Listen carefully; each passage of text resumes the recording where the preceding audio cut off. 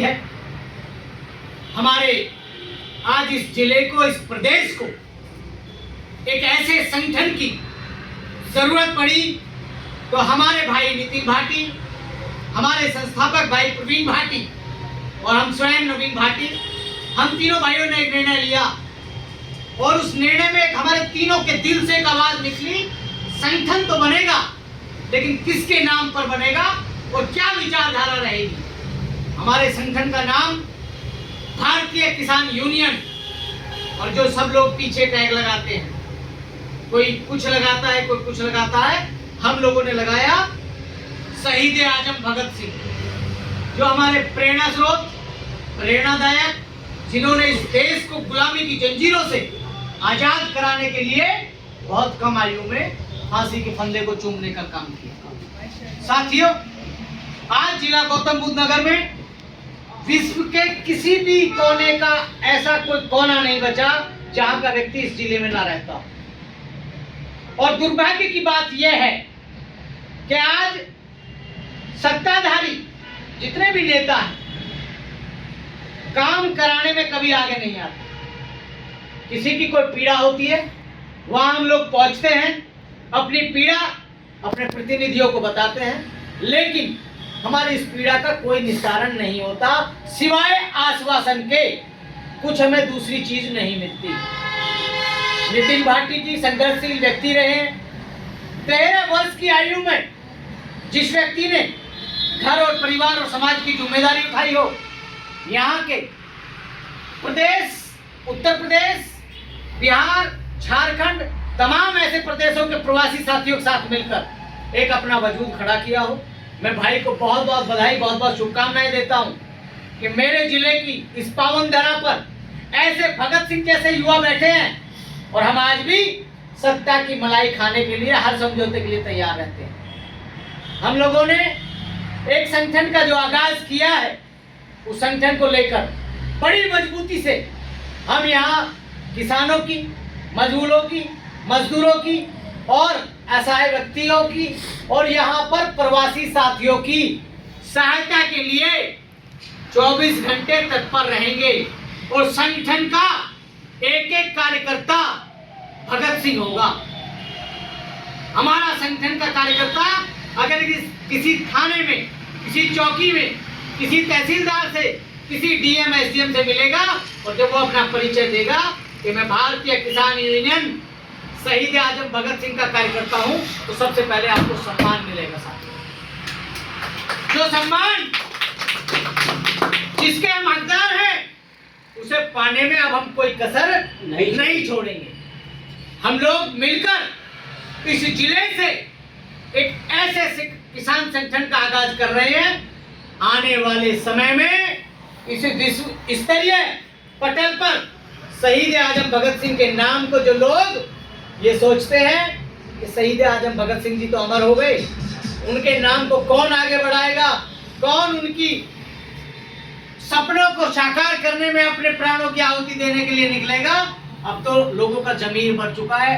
कोई व्यक्ति शहीद भगत सिंह की प्रेरणा लेकर उनके पद चिन्हों पर नहीं चलना चाहता। अगर ये सारे देश के नेता शहीद आजम भगत सिंह की किताबें पढ़ें, सुभाष चंद्र बोस की किताबें पढ़ें, चंद्रशेखर आजाद की किताबें पढ़ें, तो मैं आपको विश्वास दिलाना चाहता हूं, हिंदुस्तान को सोने की चिड़िया बनने में लोग तो कहते हैं वर्षों लगेंगे, मैं कह रहा हूं 1 महीने के अंदर हिंदुस्तान सोने की चिड़िया बन सकता है। लेकिन साथियों, जो गोरे थे उन लोगों को खदेड़ने का काम हमारे स्वतंत्रता सेनानियों ने किया, लेकिन इन चोरों को खदेड़ने का काम, इनकी जिम्मेदारी हम जैसे युवाओं के कंधों पर आ गई। आज हम लोग इस संगठन के बारे में विचार कर रहे हैं और आप लोग इस संगठन से जुड़ने आए हैं। मैं संगठन का राष्ट्रीय अध्यक्ष होने के नाते आप सभी का तहे दिल से स्वागत, अभिनंदन करता हूं। मित्रों, आपको एक प्रण लेना है, कसम लेनी है, ईमानदारी के साथ अपनी आने वाली पीढ़ियों को सशक्त बनाने के लिए अगर आप संगठन में आते हैं तो आपको ईमानदारी और निष्ठा के साथ संगठन के साथ खड़ा रहना पड़ेगा। और जब आजादी मिली थी, उस आजादी को पाने के लिए इस देश के कोने कोने से युवाओं ने अपने प्राणों की आहुति दी। आज हम इन चोरों से आजादी पाने के लिए अपने प्राणों की आहुति देने में भी कभी पीछे नहीं हटेंगे। अगर गोली चलेगी तो पहली गोली खाने के लिए आपके संगठन का राष्ट्रीय अध्यक्ष आगे आएगा। आप लोग अपने जिले के, प्रदेश के, जहां जहां भी आपके सहयोग साथी हैं, सबको संगठन की सदस्यता दिलाएं और भारी से भारी तादाद में इतने सिर हमें जिला गौतम बुद्ध नगर में खड़े करने हैं कि सामने वाला नेता भी देखकर ये कहेगा कि भगत सिंह के कार्यकर्ता का काम होना है, वरना हमारी कुर्सी खिसक जाएगी। क्योंकि अब लोकतांत्रिक देश है, आज सिरों की गिनती होती है। बहुत सारे अधिकारी तो हंसते हैं, 5 लोगों से लोग संगठन बना लेते हैं और 10-10 वर्षों से संगठन चला रहे हैं। वो 5 से 6 व्यक्ति नहीं ढूंढ पाए, न चयन कर पाए किसी का। आपका पहला ऐसा संगठन है जिसने 1 महीने में 253 लोगों को जोड़ने का काम किया। और ये ताकत हमारी नहीं, आप लोगों की ताकत है, आपका विश्वास है और नितिन भाटी के विश्वास को हम लोग आगे लेकर चल रहे हैं। साथियों, हम हर चीज से सक्षम हैं। हमारे पास कोई ऐसी चीज की कमी नहीं है कि हम किसी से कम हो। सिर्फ और सिर्फ हमारे पास क्या नहीं है, हम एक विधायक नहीं है, हम एक सांसद नहीं है, हम किसी सत्ताधारी और विपक्षी दल के कोई बड़े नेता नहीं है।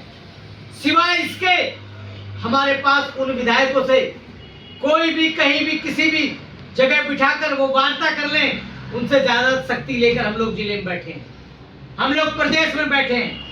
भारत के कई बड़े ऐसे मिनिस्टर जो हम लोग जाते हैं तो अपनी मीटिंग करते हुए वो कहते हैं कि भगत सिंह सेना के जो लोग आए हैं, जो संगठन के लोग आए, इनको बुलाइए, इनके साथ चाय पीजिए। ये हमने कमाया है और हम इस संगठन की पहचान, लोग कहते हैं, मैंने सुना है, कई बार बड़े मंचों पे सुना है, कई बार सोशल मीडिया के माध्यम से सुना है कि भगत सिंह पैदा तो हो लेकिन हमारे घर नहीं, पड़ोसी के घर हो, पड़ोस के जिले में पैदा हो, पड़ोस के देश में, कि भगत सिंह हर घर में पैदा होगा और इन चोरों से लड़ाई लड़ने के लिए जो उनकी विचारधारा थी, लोग उन्हें भले ही उस समय अंग्रेज उन्हें आतंकवादी बताते थे, अरे हमें भी मंजूर है, लोग हमें आतंकवादी घोषित तो करें, हमें चोरों से लड़ाई लड़के अपने देश को, अपने आने वाली पीढ़ी को सशक्त और समृद्ध बनाना है। उसके लिए चाहे हमें कोई समझौता करना पड़े, हमें रोड जाम करने पड़े, हमें संसद तक कूच करनी पड़े,